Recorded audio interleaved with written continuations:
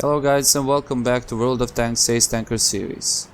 Today we are driving the E25, and driving the E25 is Tieuquy229.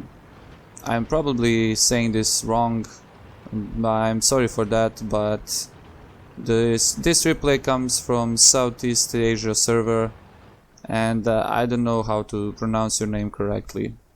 I'm sorry in advance if I made a mistake. So the E25 is a tier 7 German tank destroyer.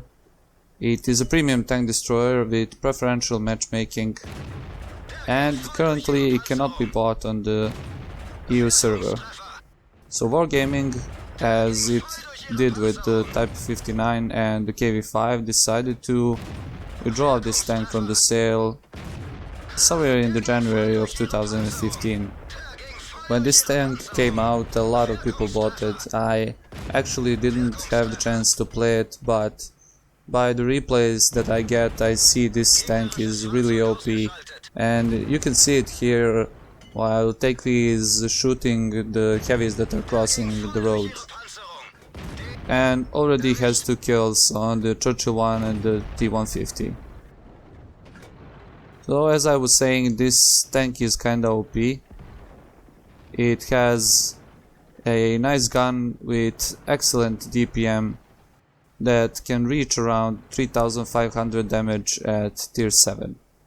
With standard equipment like the gun rammer, ventilation, and perks on the crew that increase the DPM of the vehicle, such as the Brothers in Arms. But the downside of this gun is that you have only 150 penetration with the standard shells, and if you decide to use the gold shells, that's the APCR, you will have around 195 penetration with each shell. And the damage output of shells is kinda low, because you can do only around 135 damage with each shell, but you have the DPM to compensate for that. So it's an excellent tank with excellent gun when you're fighting in tier 7 like Tieuquy is fighting here. But you have to consider that this tank can get tier 8s, and then you will have problem penetrating with 150mm of penetration. But one thing that goes for this tank is that it has excellent maneuverability and traverse speed, and excellent speed as well. So if you find yourself not being able to shoot at the heavy tanks that have a lot of armor, you can always try and flank them. The other option would be to shoot premium shells at your enemies, but it's not guaranteed that you will penetrate. Now you can see Tieuquy fighting on the Cromwell.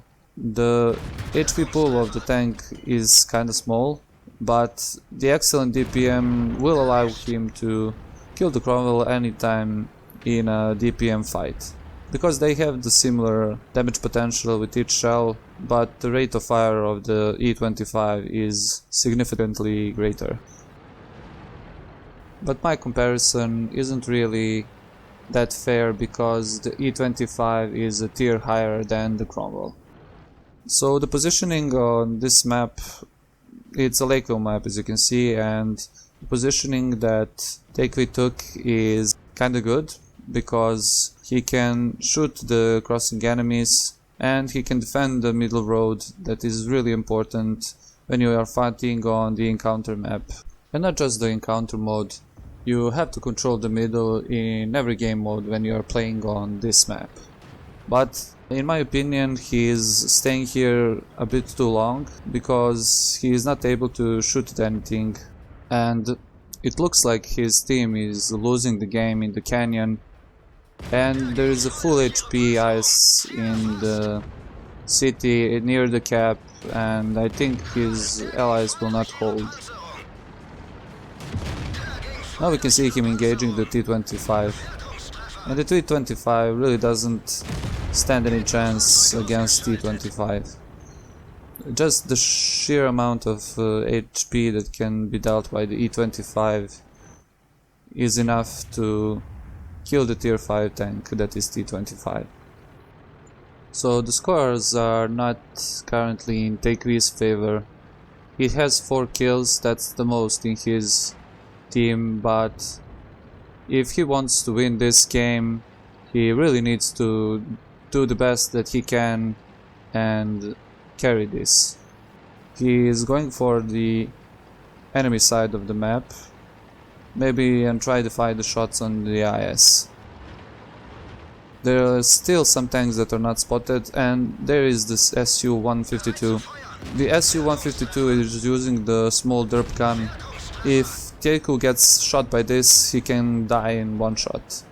Meanwhile, on the other side of the map, the IS kills the last friendly tank, and Tieuquy is now in the contest for the Kolobanovs Medal.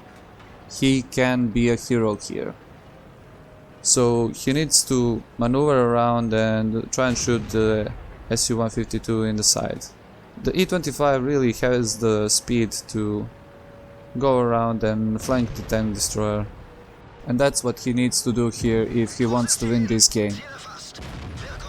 He does a really good job here to put one shell in the SU, but what he needs to do is make some distance from the SU and try and find his side.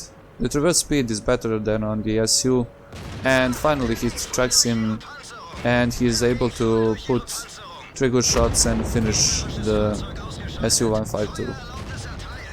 Now he doesn't have the gun elevation to shoot at the KV-13, but KV-13 slides down and right in front of the gun of the E-25.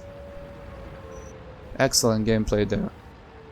Now he's on 6 kills, he has the top gun, but if he wants to win this game, he needs to go and reset the cap. This is an encounter mode, but by the looks of it, there are more tanks in the cap, not just one. We know for certain that there was an IS spotted near the cap.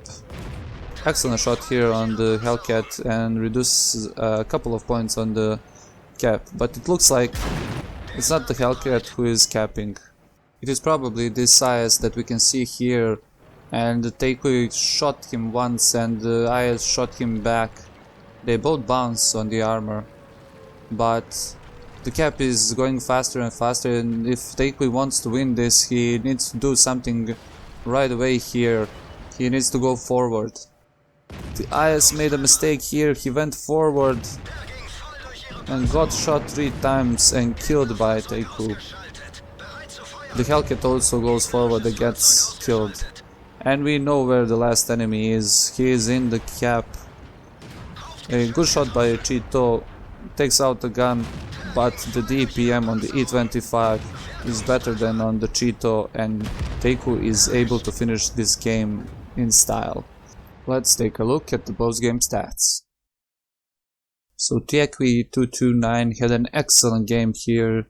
He got a lot of medals like Fire for Effect, Duelist, Hand of God, Bruiser, a Radley Medal for killing 9 tanks, a Kolobanovs Medal for standing alone against 5 enemies and winning, a Defender Medal for defending at the end of the game, a High Caliber Medal for doing most damage in both of the teams, and Top Gun Medal for killing 6 tanks, and of course the Mastery Badge Ace Tanker. On the team score sheet, we can see that he finished first with 1,810 experience. That's almost double from the second guy in this team. He also did 4,566 damage and 9 kills. When we look at the detailed report, we can see that he fired 48 shots, of which 40 hit the target and 38 penetrated. That allowed him to net around 55,000 silver in this monster game.